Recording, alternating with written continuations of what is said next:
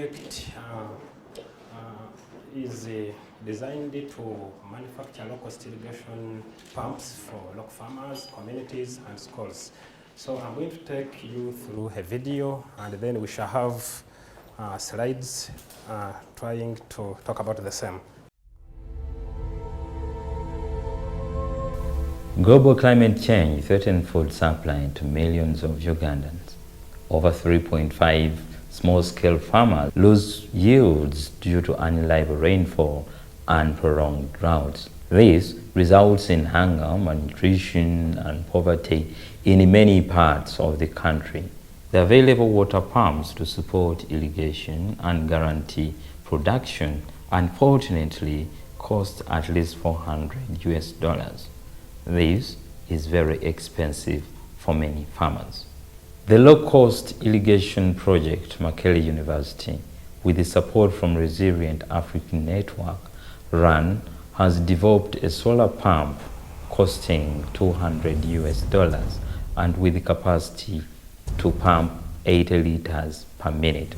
This low cost makes the pump far more favorable and preferable to other candidates in the market with a similar capacity. This pump will provide cost-effective means for accessing water for irrigation and domestic purposes for small-scale farmers, communities, and schools. The project has produced various prototypes that are being tested in the lab and in the field. This is to optimize the pump performance. The results from these tests are quite good and encouraging.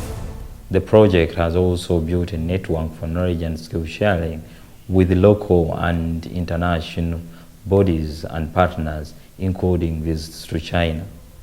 The project continues to lobby government and other partners for support in scaling up production and adoption of the technology. We have a potential target market of 3.5 million small-scale farmers.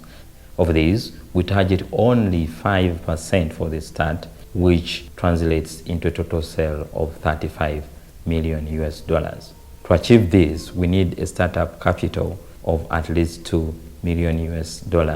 And therefore, profits from sale of the pumps will sustain this project. The future of this project is to increase production so as to meet the local demand and that in the region, as well as to be a center of excellence for irrigation system research and development. This is a viable project that needs only $2 million to set up a competitive manufacturing plant.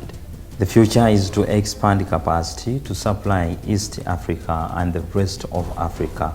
We therefore call upon investors and collaborators plus other partners to come and join hands to undertake this noble project. We look at low-cost irrigation pumps for farmers, for communities and schools. Due to climate change, you find that farmers face long droughts, unpredictable rainfall patterns, and at the end of the day, they lose a lot of yields. They lose their animals. You find children and women walking long distances in search for water. If you look at the current solutions, you find that we have fuel pumps, we have other big gadgets which cannot be afforded by these farmers. So what we have decided to do as the low-cost irrigation project is to develop solar water pumps where we use local available materials to make solar water pumps which can be portable, maintenance is simple, and they can cost $200 compared to an average of $400 that is already on market. This pump can deliver 80 liters of water per minute, and we continue to package it with other components necessary to deliver water. Our target group, we look at farmers, we look at the government through Ministry of Agriculture, we look at financial institutions, traders, and farmers, and farm groups. Then our users, we look at small-scale farmers, those who are involved in crops and animals. Then we look at schools, and we also look at communities. This is the social impact we hope to make. If you look at the other garden where we have no water, it is drying. But can we transform it to something better? Then they get better yield, then make money and maybe store it in the bank so that they have better livelihoods. Then this is our business model. We look at a target, we have a market size of 3.5 million household farmers. Then we are targeting 5% of that. Now, each pump, we hope to sell it at $200 US, and at the end of the day, we shall get a total revenue of 35 million US. For the next 3 years, we hope we need 2 million US, and we hope to get our break even after 3 years. Then we have already done something.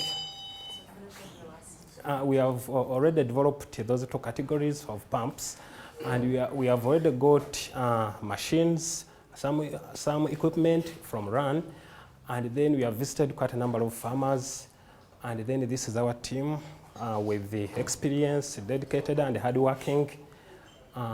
Thank you very much. I'm aware that solar sources are different in the different areas of Uganda.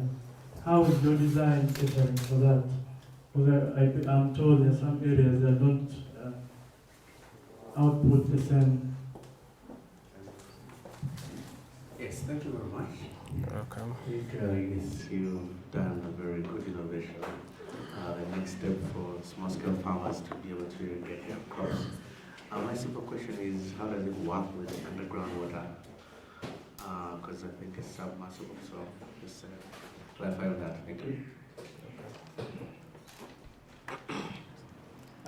Question about the technology. There are pumps that can pump around 8 liters a minute out there, small pumps. And then there are solar panels that are also available. What is the new thing that you're doing, and why are you designing a pump yourself? This is just a comment, and this I mentioned earlier to a group that presented was dry or something. But the biggest concern I have is the ability of the farmers to maintain such kind of machines. One of the most important things is for you to build in your story how you make this easy for them. Because remember, when it breaks down, then everything just stops just like that. That's kind of common with our local technologies and any other technologies. So the most important thing for a user is what happens if this breaks down. That kind of explains the story of Canon and Xerox. Why one now pick the other because of the ease of maintenance. Quick comment about that. Another question, if you can address, is that it seems from your picture that you're drawing water from streams. Similarly, there was a question about groundwater. What are you doing about siltation of the pump system?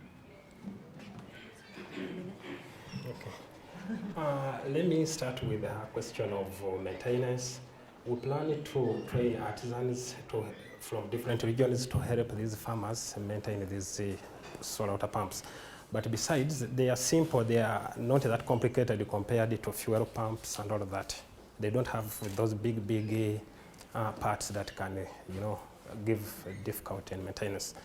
Now, when it comes to the innovation we have here, we look at using locally available materials to make a simple pump which can be affordable to these farmers compared to what is outside there. Because if you move to the market, you'll find fuel pumps.